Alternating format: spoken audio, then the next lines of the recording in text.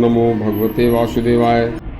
देखिए, आपको आज हम एक बहुत ही सुंदर व शिक्षाप्रद कहानी सुनाने जा रहे हैं। कहानी को पूरा सुनना, बहुत ही शिक्षाप्रद है। देखिए, एक बार एक ब्राह्मण देवनगरी काशी में 12 वर्ष तक संपूर्ण शास्त्रों का विद्या अध्ययन करने के बाद जब वह घर लौटे तो घर लौटने पर उन ब्राह्मण देवता की पत्नी ने ब्राह्मण देवता से पूछा कि हे स्वामी, आप 12 वर्ष तक काशी धर्म नगरी में विद्या अध्ययन करके लौटे हैं, तो अब तो आपको समस्त शास्त्रों का ज्ञान हो गया होगा। देखिए, कृपा करके आप मेरे एक प्रश्न का उत्तर मुझे दें। बस इतना सुनकर ब्राह्मण देव कहने लगे कि बताओ। तो स्त्री ने कहा कि बताइए कि पाप का बाप कौन होता है।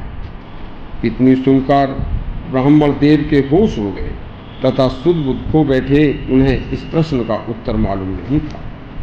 बस इतनी सुनकर उनकी पत्नी ने उनसे कहा कि महाराज, अभी आपने संपूर्ण शास्त्रों का अध्ययन नहीं किया। आप दोबारा काशी नगरी जाइए और दोबारा पूर्ण रूपेण ज्ञान प्राप्त करके और तब आना। बस अगले ही दिन पंडित जी उल्टे काशी नगरी को चल दिए। उन दिनों रेल, बस या यातायात के साधन नहीं थे, तो लोग पैदल ही यात्रा किया करते थे और जहाँ भी दिन छिप जाता था उसी गांव में या नगर में रात्रि को विश्राम करने के लिए रुक जाते थे और फिर अगले दिन चल जाते थे। इसी क्रम में पंडित जी एक दिन एक नगर में रुके तो उन्होंने वहाँ के आसपास के लोगों से पूछा कि भाई, मेरे एक प्रश्न का उत्तर दे सकते हो क्या?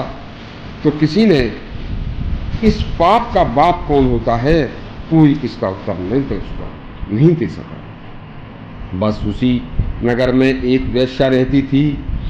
उसे भी इस बात की पता लगी तो वेश्या खुद चलकर उन पंडित जी के पास आई और उसने पंडित जी से पास आकर बोला कि महाराज, मैं आपके प्रश्न का उत्तर दे सकती हूँ, लेकिन शर्त एक है कि आपको मेरे ही घर पर मेरे ही द्वारा दिए हुए अन्न से स्वयं भोजन बनाकर कुछ दिन खाना होगा और मेरे घर पर ठहरना होगा, और जो मैं रोजाना इस भोजन के पिए के जो दक्षिणा दूंगी उसमें एक असरफी रोज आपको मिलेगी।